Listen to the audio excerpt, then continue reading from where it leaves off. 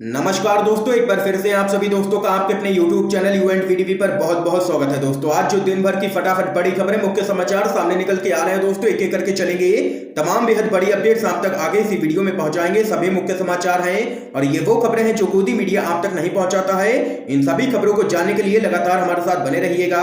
खबरों की तरफ चलने से पहले दोस्तों आप लोगों से एक छोटा सा निवेदन है कि अगर आप लोग भी पश्चिम बंगाल के विधानसभा चुनावों में टीएमसी को प्रचंड बहुमत के साथ जीतता हुआ देखते हैं तो अभी इस वीडियो को लाइक कीजिए, चैनल को सब्सक्राइब करके बेल के आइकन को जरूर दबाइए दोस्तों, और कमेंट बॉक्स में कमेंट करना बिल्कुल भी मत भूलिए। जय जवान जय किसान, बाइकॉट गोदी मीडिया। दरअसल दोस्तों पहली बड़ी अपडेट आप लोगों को बताते चलें, राकेश टिकैत ने दी है सरकार को बड़ी चेतावनी। कहा इस बार आवाहन संसद घेरने का होगा, 4 नहीं 40 लाख ट्रैक्टर आएंगे। जी हां दोस्तों, आप लोगों को बताते चले, किसान नेता राकेश टिकैत ने एक बार फिर से मोदी सरकार को चेतावनी दी है। उन्होंने कहा है कि अगर केंद्र सरकार ने कृषि कानूनों को वापस नहीं लिया तो इस बार आवाहन संसद घेरने का होगा और वहां पर 4 नहीं 40 लाख ट्रैक्टर आएंगे। इसके साथ ही उन्होंने किसानों से तैयार रहने को कहा है क्योंकि कभी भी दिल्ली जाने का आह्वान हो सकता है।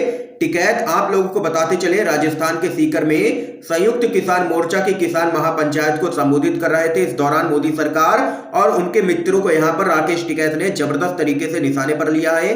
दरअसल दोस्तों उन्होंने आगे कहा है कि कान खोल करके सुन ले दिल्ली, ये किसान भी वही है और ट्रैक्टर भी वही होंगे, लेकिन अब की बार आवाहन संसद घेरने का होगा।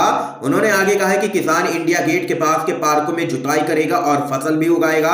देख सकते हैं कि बड़ी चेतावनी दी है इस बार राकेश टिकैत ने और कहा है कि अब संसद घेरने का आह्वान जल्द ही होगा और इस बार 40 नहीं 40 लाख ट्रैक्टर दिल्ली में घुसेंगे। तो वहीं एक और बड़ी खबर आप लोगों को दोस्तों बताते चलें, बंगाल बीजेपी अध्यक्ष दिलीप घोष का जबरदस्त तरीके से हुआ है विरोध। जीजेएम समर्थकों ने काले झंडे दिखा के की है नारेबाजी और कहा है वापस जाओ। जी हां दोस्तों, पश्चिम बंगाल भाजपा इकाई के अध्यक्ष दिलीप घोष को गोरखा जनमुक्ति मोर्चा के समर्थकों ने उस समय काले झंडे दिखाए जब वह पार्टी के कार्यक्रम में शामिल होने दार्जिलिंग पहुंचे। आप लोगों को दोस्तों बताते चले, भाजपा की राज्यव्यापी परिवर्तन यात्रा में शामिल होने दिलीप घोष पहुंचे थे, जहां पर जीजेएम के समर्थकों ने जबरदस्त तरीके से उनके खिलाफ नारेबाजी की है और उनको काले झंडे दिखाए हैं। जीजेएम समर्थकों ने आरोप लगाया कि भाजपा लगातार दार्जिलिंग लोकसभा सीट से जीतती है, लेकिन विकास के मामले में केंद्र के द्वारा इस इलाके की लगातार अनदेखी की गई है। तो वहीं गोरखा जनमुक्ति मोर्चा के समर्थकों ने भाजपा नेता के खिलाफ जबरदस्त तरीके से नारेबाजी की है, उनको काले झंडे दिखाए हैं और वापस जाओ के नारे भी लगाए हैं। जबरदस्त तरीके से बंगाल के अंदर बीजेपी नेताओं का हो रहा है जबरदस्त विरोध। तो वहीं इस बीच एक और बड़ी खबर सामने निकल के आ रही है दोस्तों, मध्य प्रदेश से दोस्तों बड़ी खबर सामने निकल के आ रही है। आप लोगों को बताते चले, मध्य प्रदेश में कांग्रेस के नेता की हत्या मामले की सुनवाई कर रहे जज को पुलिस से डर, कहा हो सकती है बड़ी साजिश, जान को बताया है खतरा। जी हां दोस्तों, आप लोगों को बताते चले क्या कुछ है पूरा मामला। मध्य प्रदेश में कांग्रेस के नेता देवेंद्र चौरसिया हत्याकांड मामले की सुनवाई कर रहे जज ने पुलिस पर झूठे आरोप लगाने और अप्रिय घटना कराने की आशंका जताई है। हटा के द्वितीय अपर सत्र न्यायालय में कांग्रेस के नेता देवेंद्र चौरसिया हत्याकांड मामले की सुनवाई चल रही है। पथरिया से बीएसपी विधायक रामबाई के पति गोविंद सिंह मामले में मुख्य आरोपी है। मामले की सुनवाई कर रहे द्वितीय अपर सत्र न्यायाधीश ने स्वयं पर पुलिस के द्वारा भविष्य में गंभीर मिथ्या आरोप लगाने और कोई अप्रिय घटना करने की आशंका जताई है। तो वहीं अब बीजेपी इसमें चौतरफा घिरती हुई नजर आ रही है। आप लोगों को दोस्तों बताते चले, कांग्रेस के विधायक और पूर्व वित्त मंत्री तरुण भनोट ने इस मुद्दे को बहुत ही गंभीर बताया है और कहा है कि अगर जज महोदय को लगेगा कि उनकी जान को खतरा है तो कानून व्यवस्था की समीक्षा सरकार को करनी चाहिए। एक जिम्मेदार विपक्ष के नाते इस मुद्दे को हम सदन में भी उठाएंगे। देख सकते हैं कि यहां पर जज ने अपनी ही जान को खतरा बताया है बीजेपी के राज में। मध्य प्रदेश में मामा शिवराज की सरकार है और यहां पर जज ने लिखी है चिट्ठी और कहा है कि उनको पुलिस से डर है, उनकी जान को खतरा है, उनके साथ बड़ी साजिश रची जा सकती है और वो यहां पर मध्य प्रदेश में कांग्रेस के नेता की हत्या मामले की सुनवाई कर रहे हैं, जांच कर रहे हैं और इस मामले के सामने आने के बाद हड़कंप सा मच गया है। देख सकते हैं बड़ी खबर है, कांग्रेस पार्टी भी चौतरफा हमलावर हो चुकी है। जिस देश में, जिस राज्य में यहां पर जज ही सुरक्षित नहीं है तो फिर आम जनता का क्या हाल होगा, आप लोग अंदाजा लगा ही सकते हैं। इस खबर पे आप लोगों की क्या कुछ राय है जरूर बता सकते हैं कमेंट बॉक्स में। एक और बड़ी अपडेट आप लोगों को दोस्तों बताते चलें, बिहार से दोस्तों बड़ी खबर सामने निकल के आ रही है। आप लोगों को बताते चले, बिहार में सीएम नीतीश कुमार और मुजफ्फरपुर डीएम समेत 14 लोगों के खिलाफ केस हुआ है दर्ज। क्या कुछ है आरोप, आप लोगों को बताते चलें। बिहार के मुख्यमंत्री नीतीश कुमार और मुजफ्फरपुर के जिला मजिस्ट्रेट समेत 14 लोगों के खिलाफ मुजफ्फरपुर सिविल कोर्ट में केस दर्ज किया गया है। यह जानकारी मुजफ्फरपुर सिविल कोर्ट के में वकील जयचंद प्रसाद साहनी ने दी है। आप लोगों को बताते चले, विधानसभा चुनाव जीतने के बाद से सियासी विवाद मुख्यमंत्री नीतीश कुमार का पीछा छोड़ने को तैयार नहीं है। विरोधी दलों के नेता लगातार उन्हें घेरने की कोशिश कर रहे हैं, तो कभी उन पर भ्रष्टाचार के आरोप भी लग रहे हैं। अब उन पर मतदाता सूची में हेरफेर का आरोप लगा है, जिसके बाद सीधे तौर पर मुश्किलें बढ़ती हुई नजर आ रही हैं सीएम नीतीश कुमार और मुजफ्फरपुर डीएम समेत 14 लोगों की। एक और बड़ी खबर जान लेते हैं दोस्तों। बीजेपी ने अपनी माफिया राजनीति से एक और चुनी हुई सरकार को गिराया, ये यहां पर कहना है कांग्रेस का। आप लोगों को बताते चले, मध्य प्रदेश के बाद महज एक साल के अंदर पौंडीचेरी की भी कांग्रेस की सरकार गिरा ली गई है बीजेपी की तरफ से। और इत्तेफाक से दोनों ही राज्यों में पार्टी के कुछ विधायकों के इस्तीफे के बाद अल्पमत में आने के कारण सरकारें गिरी हैं। पौंडीचेरी के हालिया घटनाक्रम के बाद कांग्रेस ने आरोप लगाया है कि केंद्र सरकार उसकी चुनी हुई राज्य सरकारों को गिराने के लिए राष्ट्रीय एजेंसियों का दुरुपयोग कर रही है। पौंडीचेरी कांग्रेस के प्रभारी दिनेश गुड्डू राव ने कहा है कि बीजेपी शासित केंद्र सरकार ने CBI, income tax department, ED जैसी एजेंसियों का उपयोग कर हमारे विधायकों को धमकाया, उन्हें ब्लैकमेल किया है। इतना ही नहीं, पार्टी ने यह भी आरोप लगाया है कि करोड़ों रुपए देकर के बीजेपी ने विधायकों की खरीद फरोख्त की है। और सीधा आरोप कांग्रेस पार्टी ने यहां पर प्रधानमंत्री मोदी और अमित शाह पर ही लगाया है। जबरदस्त तरीके से घेरा है और विधायकों की खरीद फरोख्त का लगाया है आरोप बीजेपी पर। तो वहीं दोस्तों, इस बीच एक और बड़ी खबर सामने निकल के आ रही है। पीएम मोदी ने बंगालियों को रोजगार देने का वादा किया, तो पत्रकार ने पूछा बाकी देश को क्या दे दिया। आप लोगों को दोस्तों बताते चले, बीजेपी ममता बनर्जी के किले में सेंध लगाने के लिए एड़ी चोटी का जोर लगाती नजर आ रही है। जहां पार्टी राज्य की सभी विधानसभा सीटों पर रथ यात्रा निकाल करके ध्रुवीकरण करना चाहती है, तो वहीं पार्टी की ओर से वोटरों को लुभाने के लिए बड़े बड़े वादे भी किए जा रहे हैं। ये लोग लुभावने वादे कोई और नहीं बल्कि खुद प्रधानमंत्री नरेंद्र मोदी कर रहे हैं। प्रधानमंत्री बंगाल की जनता से वादा कर रहे हैं कि अगर राज्य में बीजेपी की सरकार बनती है तो यहां रोजगार की कमी नहीं होगी। ट्विटर पर मोदी सरकार रोजगार दो जबरदस्त तरीके से ट्रेंड हुआ। इस हैशटैग के साथ में 2 मिलियन से भी ज्यादा लोगों ने ट्वीट कर प्रधानमंत्री मोदी से रोजगार मांगा है। पीएम मोदी ने हुगली की जनसभा में जिस तरह से बंगालियों को रोजगार देने का वादा किया है, उससे यह प्रतीत होता है कि उन्होंने देश भर के नौजवानों को रोजगार देने का जो वादा किया था उसे पूरा कर दिया है। लेकिन आंकड़े कुछ और ही बताते हैं। आंकड़ों पर नजर डालें तो पीएम मोदी के शासनकाल में बेरोजगारी तेजी से बढ़ी है। बेरोजगारी दर 45 साल के उच्चतम स्तर पर पहुंच गई है। तो वहीं इस पूरे मामले पर पत्रकार अजीत अंजुम ने पीएम मोदी के द्वारा बंगालियों को रोजगार देने के नए वादे पर सवाल खड़े किए हैं। उन्होंने ट्वीट कर लिखा, पीएम मोदी अब बंगाल को रोजगार देने का वादा कर रहे हैं, बाकी देश को क्या रोजगार मिल गया है। ये यहाँ पर तंज कसा है अजीत अंजुम ने। देख सकते हैं लगातार जुमलों की बारिश करते नजर आ रहे हैं प्रधानमंत्री मोदी, और इसी पर युवा जो कि बेरोजगार बैठे हैं वो भड़के हैं प्रधानमंत्री मोदी पर और उनसे लगातार यहाँ पर रोजगार की मांग कर रहे हैं। और सोशल मीडिया पर जबरदस्त तरीके से बीजेपी हो रही है ट्रोल। तो वहीं दोस्तों, एक और बड़ी खबर आप लोगों को बताते चलें। यूपी के कई गांवों में बीजेपी नेताओं की एंट्री बंद, तो आचार्य बोले अभी चमचे खदेड़े जा रहे हैं, जल्द ही शहंशाह का भी नंबर आएगा। आप लोगों को बताते चले, दिल्ली में चल रहे किसान आंदोलन को समर्थन देने के लिए अब उत्तर प्रदेश में भी किसानों ने भारतीय जनता पार्टी के खिलाफ मोर्चा खोल दिया है। आलम यह बन चुका है कि अब कई गांवों में भाजपा के नेताओं और कार्यकर्ताओं के एंट्री ही यहां पर पूरी तरीके से बंद कर दी गई है। हाल ही में भारतीय किसान यूनियन के अध्यक्ष नरेश टिकैत ने मुजफ्फरनगर में आयोजित की गई एक महापंचायत में यह ऐलान किया था कि अगर किसी भी कार्यकर्ता ने भाजपा नेताओं को किसी समारोह के लिए आमंत्रित किया तो उसे दंड स्वरूप 100 लोगों को खाना खिलाना पड़ेगा।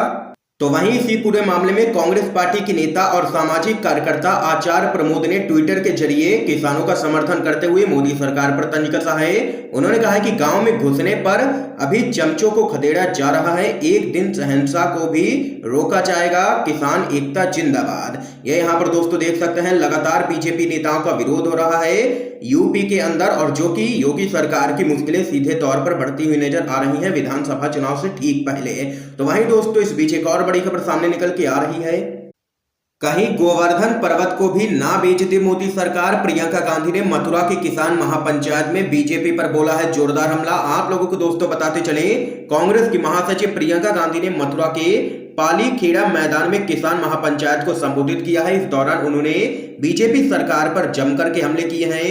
प्रियंका गांधी ने पीएम मोदी पर सीधा हमला करते हुए कहा है कि गोवर्धन पर्वत को संभाल कर रखिए, कहीं ये भी प्रधानमंत्री मोदी बेच न दें। उन्होंने कहा कि केंद्र ने खरबपति मित्रों के लाखों करोड़ों का कर्जा माफ कर दिया है, लेकिन किसानों का एक भी कर्ज माफ नहीं किया है। सरकार ने फसल बीमा के नाम पर किसानों से खरबपति मित्रों ने 26,000 करोड़ रुपए कमाए हैं।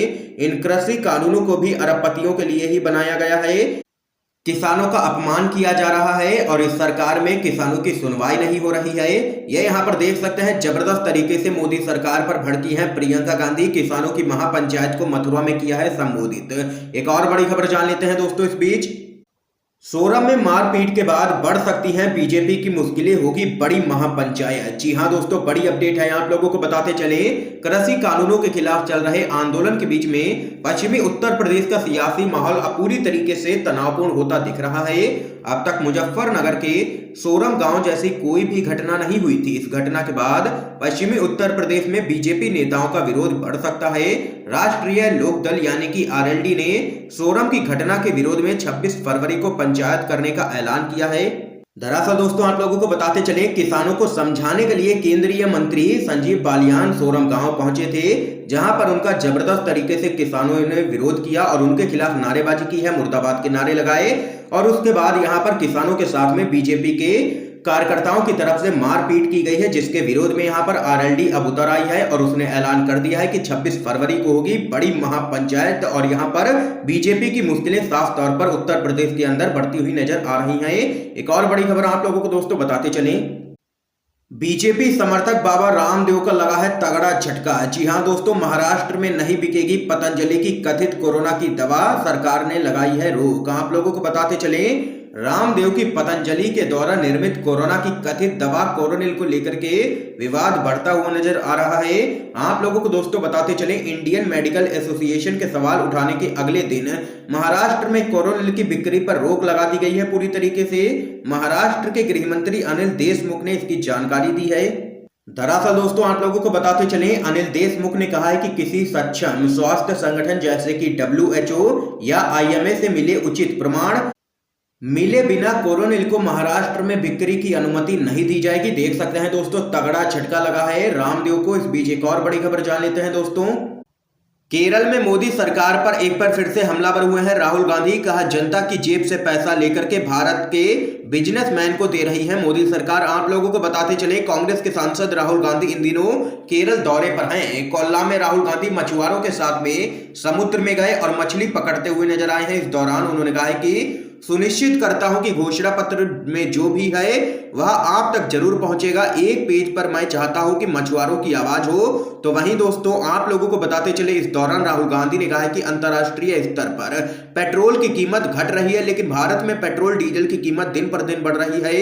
आपके जेब से यह पैसा लिया जा रहा है और भारत के 2 से 3 बिजनेसमैन को दिया जा रहा है। यहां पर जबरदस्त तरीके से राहुल गांधी बरसे हैं मोदी सरकार पर। एक और बड़ी खबर जान लेते हैं दोस्तों।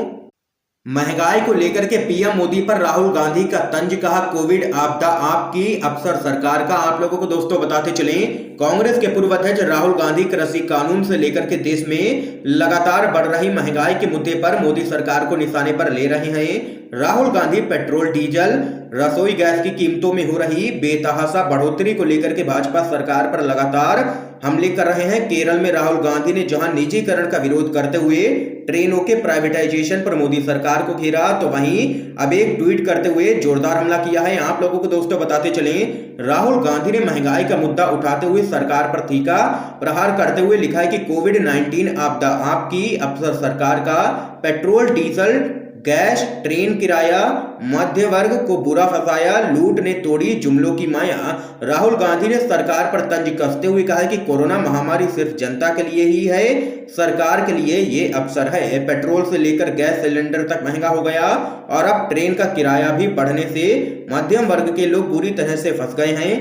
जनता से हो रही लूट ने अब सरकार के जुमलों को पूरी तरीके से साफ कर दिया है। देख सकते हैं जबरदस्त तरीके से बढ़ती हुई महंगाई के मुद्दे पर राहुल गांधी ने घेरा है मोदी सरकार को। इस बीच एक और बड़ी अपडेट सामने निकल के आ रही है दोस्तों। किसान आंदोलन से दोस्तों बड़ी खबर सामने निकल के आ रही है। आप लोगों को बताते चले, संयुक्त किसान मोर्चा का दिल्ली पुलिस पर आरोप, टिकरी बॉर्डर खाली करने के लिए लगाए हैं पोस्टर। जी हां दोस्तों, लगभग 3 महीने से दिल्ली की सीमाओं पर किसान आंदोलन का नेतृत्व कर रहे संयुक्त किसान मोर्चा ने दिल्ली पुलिस पर आरोप लगाए हैं कि उसने टिकरी बॉर्डर खाली करने के लिए पोस्टर लगाए हैं। इस पोस्टर में लिखा है कि आपका मजमा खिलाफ है, कानून करार दिया जाता है। आपको आगाह किया जाता है कि आप अपने मजमे को तितर बितर कर लें, वरना आपके खिलाफ कानूनी कार्रवाई की जाएगी। दिल्ली पुलिस ने संयुक्त किसान मोर्चा के आरोपों पर दलील दी है कि हमने कोई नोटिस नहीं लगाया है, एहतियातन पहले से धरना स्थल पर बैनर लगे हैं। तो वहीं संयुक्त किसान मोर्चा की तरफ से जारी एक बयान में कहा गया है कि टिकरी बॉर्डर पर दिल्ली पुलिस के द्वारा कुछ पोस्टर लगाए गए हैं जिसमें किसानों को धरना स्थल खाली करने की चेतावनी दी गई है। ये यहाँ पर दोस्तों देख सकते हैं कि संयुक्त किसान मोर्चा ने इस बात का विरोध किया है और जबरदस्त तरीके से भड़ास निकाली है दिल्ली पुलिस पर, और सीधे तौर पर इस दौरान केंद्र की मोदी सरकार को भी लिया है निशाने पर। दोस्तों आज की तमाम बेहद बड़ी खबरें सामने निकल के आई हैं जो हमने आप लोगों तक पहुंचाई हैं यूएनवीटीवी के माध्यम से। वीडियो पसंद आया हो तो इस वीडियो को लाइक कीजिए, ज्यादा से ज्यादा शेयर कीजिए ताकि आप सभी के दोस्त भी इन खबरों को जान सकें। वीडियो देखने के लिए दोस्तों आप सभी का बहुत बहुत धन्यवाद।